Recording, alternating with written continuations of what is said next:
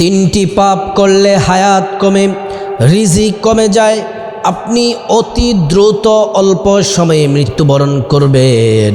কারণ হায়াতের মধ্য থেকে বরকত চলে যায় যদি আপনি তিনটি পাপ, তিনটি গুনাহের সাথে যদি আপনার সম্পর্ক যদি থাকে। আল্লাহ পাক রব্বুল আলামিন বললেন, যারা গুনাহ করে আল্লাহ তাআলা তাদেরকে ভালোবাসেন না। আপনি কোনো গুনাহ করবেন না, গুনাহমুক্ত জীবন যদি আপনার যদি হয় তাহলে আপনি অনেক সম্মানের হবেন। আল্লাহ তাআলা প্রতিটি ক্ষেত্রে আল্লাহ পাক আপনাকে, আল্লাহ তাআলা আপনার প্রতি রহম নাজিল করবেন। আল্লাহ তাআলা গুনাহ থেকে বিরত থাকার নির্দেশ কোরআন আল্লাহ দিয়েছেন। সূরাতুন নিসার 31 নম্বর আয়াতে আল্লাহ বলছেন, ইনতাজতানিবু কাবাইরা মা তুনহাউনা আনহু নুকাফির আনকুম সাইয়্যাতিকুম ওয়া নুদখিলকুম মুদখালান কারীমা। আল্লাহ পাক বলছেন, তোমরা কবিরা গুনাহ পরিহার করো, আমি আল্লাহ যে গুনাহ থেকে তোমাদেরকে দূরে থাকার নির্দেশ দিয়েছি। যদি তোমরা কবিরা গুনাহ যদি পরিহার করো, এই আয়াত শোনার পরে যদি তোমরা কবিরা গুনাহ যদি ছেড়ে দাও, আমি আল্লাহ তাআলা তোমাদের বিগত জীবনের সব গুনাহগুলো আমি আল্লাহ মাফ করে দিব। সুবহানাল্লাহ। এবং আল্লাহ পাক এমন জায়গায় আমাদেরকে প্রবেশ করাবেন যেই জায়গায় শুধু শান্তি, যেই জায়গায় শুধু আরাম, খাবারের অভাব নাই, সেটা হচ্ছে চিরশান্তির জায়গা, সেটা হচ্ছে আল্লাহর জান্নাত। সুবহানাল্লাহি ওয়া বিহামদি। এজন্য প্রিয় দিনী ভাই ও বোন, গুনাহ করা যাবে না। ছোট হোক বড় হোক, প্রত্যেকটা গুনাহের কাজ হচ্ছে ঘৃণিত, গুনাহ করা যাবে না। এবং ছোট হোক বড় হোক, নেকের কাজ ছাড়া যাবে না। গুনাহের কাজ করা যাবে না, নেকের কাজ ছাড়া যাবে না। নেকের কাজ করলে আল্লাহ খুশি, আল্লাহর রসুল খুশি, প্রতিদান পাবেন জান্নাত। আর গুনাহ করলে আল্লাহ নারাজ, রসুল নারাজ, প্রতিদান আপনার জন্য জাহান্নাম। এজন্য প্রিয় দিনী ভাই ও বোন, তিনটি পাপ করবেন না। অল্প সময়ে, দ্রুত সময়ে মারা যাবেন, হায়াত কমে যাবে, রিজিক থেকে বরকত উঠে যাবে, বিপদ নেমে আসবে, সংসারে শুধু বিপদ আর বিপদ। এক নাম্বার হচ্ছে যে পাপ কখনোই করবেন না, সেটা হচ্ছে জেনা করবেন না, ব্যভিচার করবেন না, পরকিয়া করবেন না। আল্লাহ তাআলা কোরআন আল কারীমে বলছেন, ওয়ালা তাকরাবুজ জিনা ইন্নাহু কানা ফাহিশা। আল্লাহ তাআলা জেনার ধারে কাছে যাওয়ার আল্লাহ তাআলা নিষেধ করেছেন যে তোমরা জেনার ধারে কাছেও তোমরা যেও না। এজন্য প্রিয় দিনী ভাই ও বোন, জেনা করা যাবে না। অবিবাহিত ছেলে মেয়ে যদি জেনা করে, আল্লাহ পাক রব্বুল আলামিন তাদের জন্য শাস্তির ব্যবস্থা করে রেখেছেন। আল্লাহ কোরআনে বলছেন সূরা নূরে, আয-যানিয়াতু ওয়াজ-যানি ফাজলিদু কুল্লা ওয়াহিদিম মিনহুমা মিআতা জালদা। অবিবাহিত ছেলে মেয়ে যদি জেনা করে, ব্যভিচারী করে, 100 বেত্রাঘাত লাগানোর নির্দেশ আল্লাহ কোরআনে দিয়েছেন, দলিল দিয়েছেন, বিধান দিয়েছেন।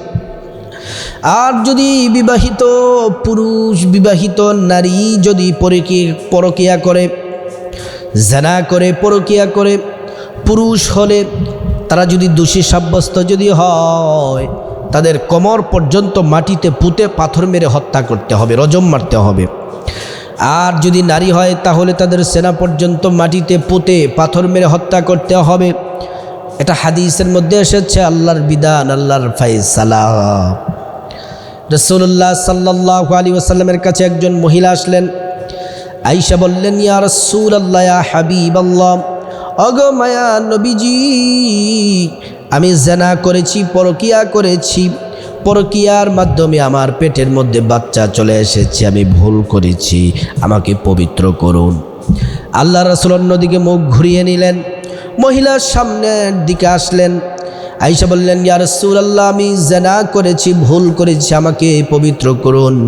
আল্লাহর হাবিব সাল্লাল্লাহু আলাইহি ওয়াসাল্লাম অন্য দিকে ঘুরে গেলেন।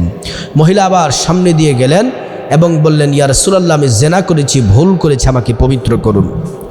আল্লাহর রাসূল বললেন, তুমি ভুল করেছো, জেনা করেছো, কিন্তু পেটের মধ্যে বাচ্চার কোনো দোষ নেই।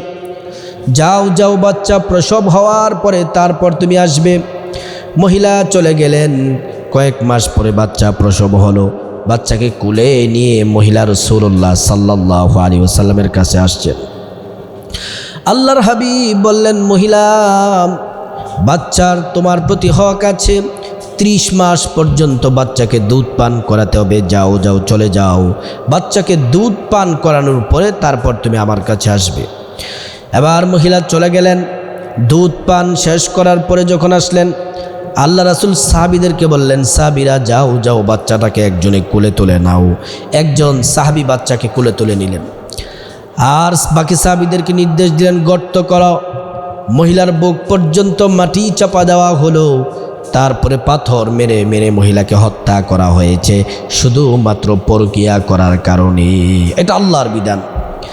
একজন সাহাবী বিশাল একটা পাথর নিয়ে মহিলার মাথার মধ্যে নিক্ষেপ করছে, ছুঁড়ে মেরেছে।